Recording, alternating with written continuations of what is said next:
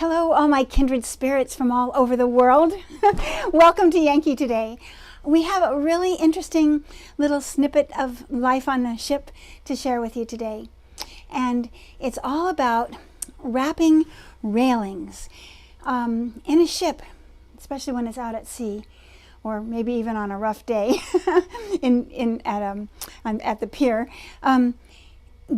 There's sometimes you're grabbing onto things, and in the winter when it's ice, everything, even all the ladderways and everything can be filled with ice or freezing cold. And so it's always that the railings are wrapped with rope. And also, it makes a lot of sense. I think I've told you before that my great-grandfather was a seaman, and everybody who's out at sea usually does something with the many hours they have when they can't be working, when they're just getting to the destination, or even if they're going out and fishing in any kind, they have to get to a location and then they have to wait and lower the nets and wait and so forth. So there's a lot of downtime, they call it, I guess.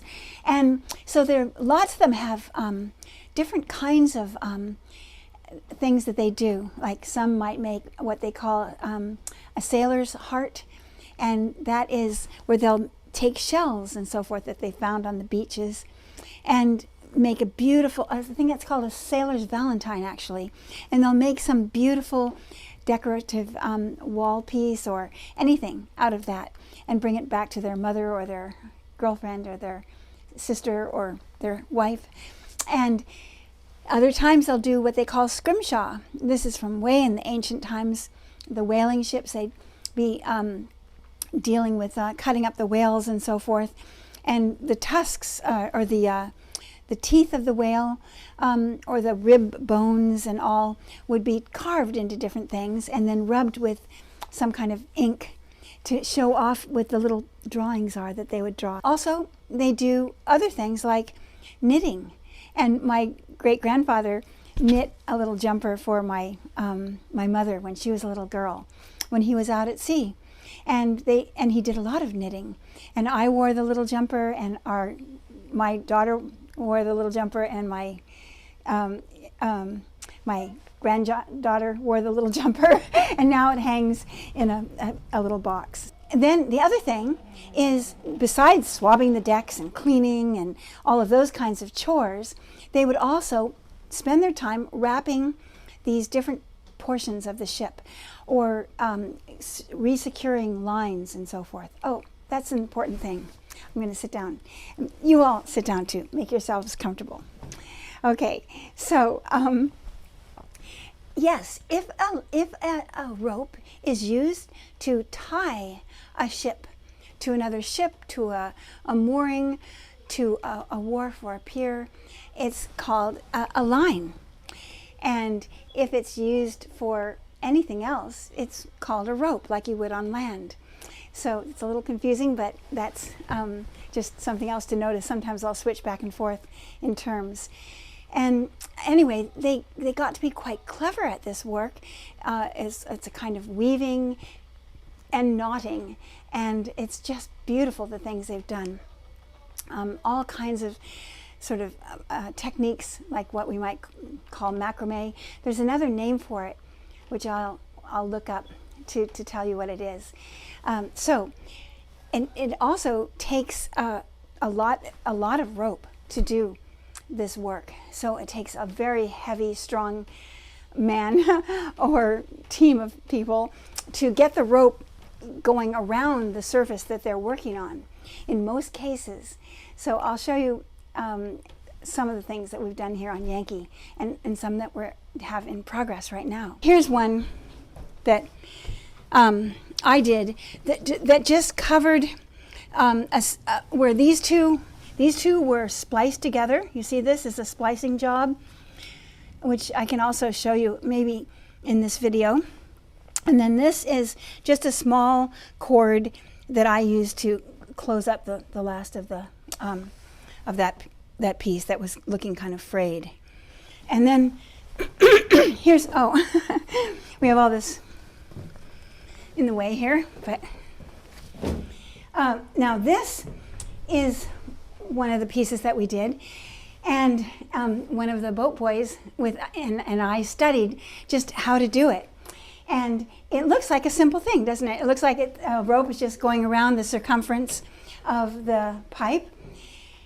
And it's that simple. And then another rope just decoratively or for grip purposes on top of it. But guess what? This is the same line rope as this. It's actually knotted and twisted, and a very complicated system to get from in here and up and over and around and down under, and it's all the same rope and parts of different ropes. So it's a bit complicated. The other thing that's difficult about this one, and why we haven't used it since, even though I think it's beautiful, is because you have to pass the whole mass of line.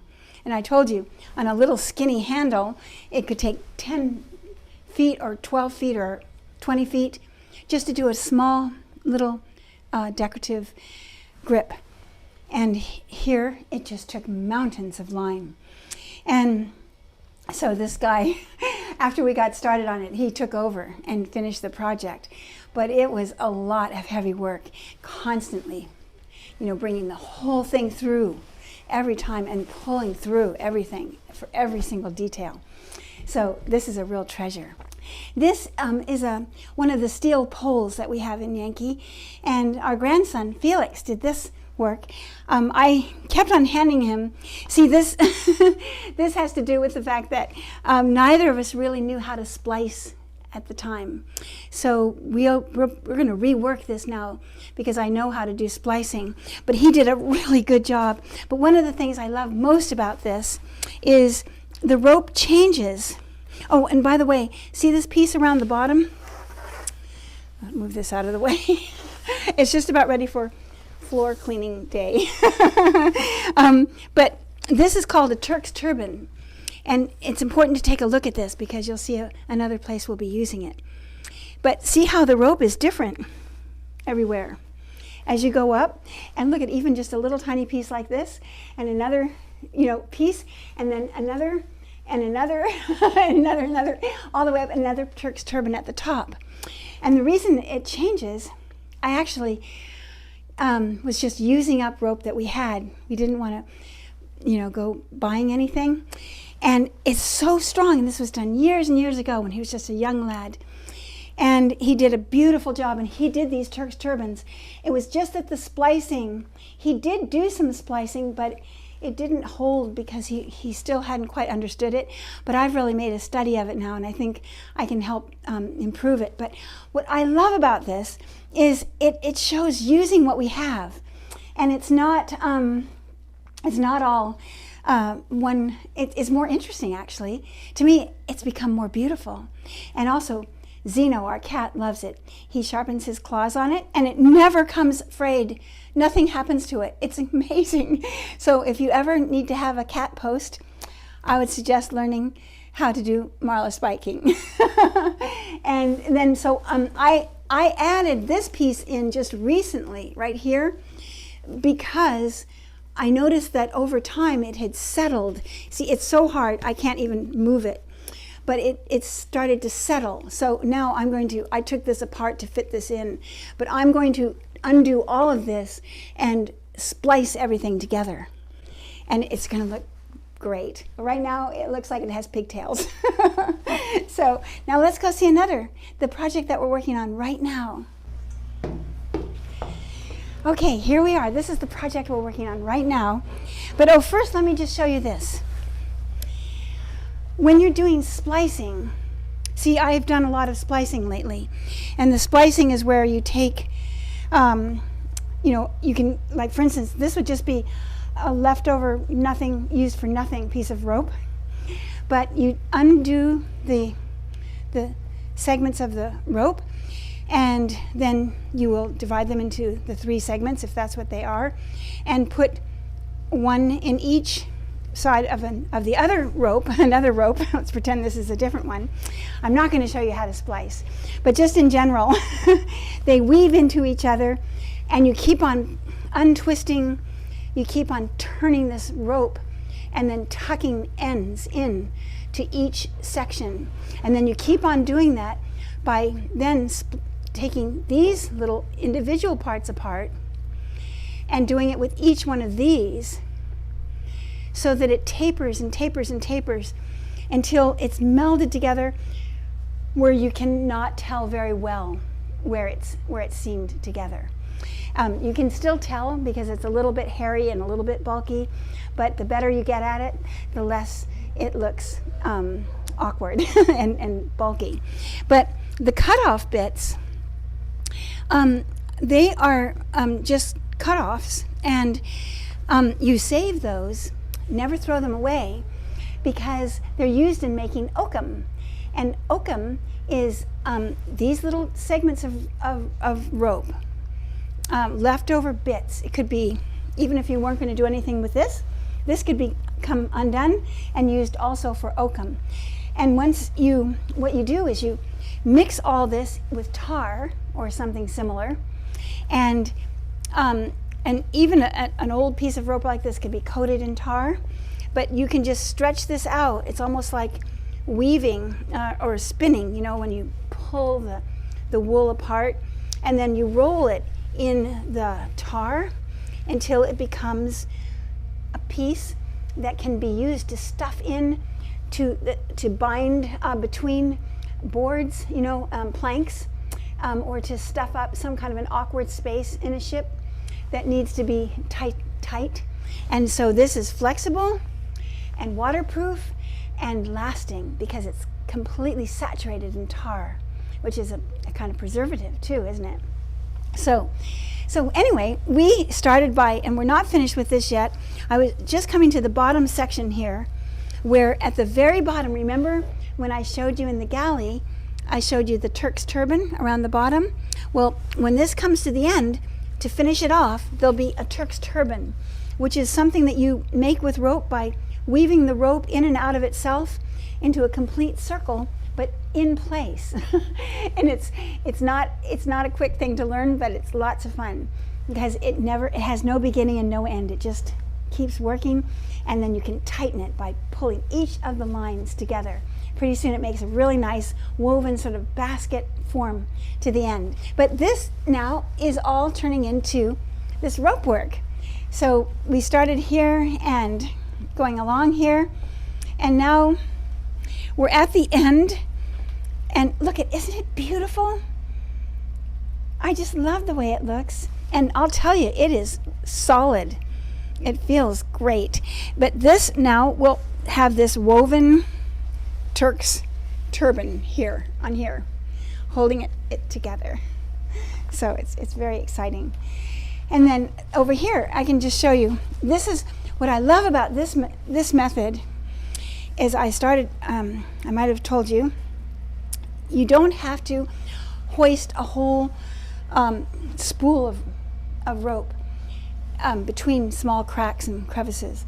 You never actually need to switch over with that. So here's just a little tiny snippet of how it is. Okay, you just have to be sure that everything stays very tight. Then you see, take this same lead line, make a bit here, or a bite. I guess it's a bite really. And make sure that this lead is on the low side each time. That's an important lesson.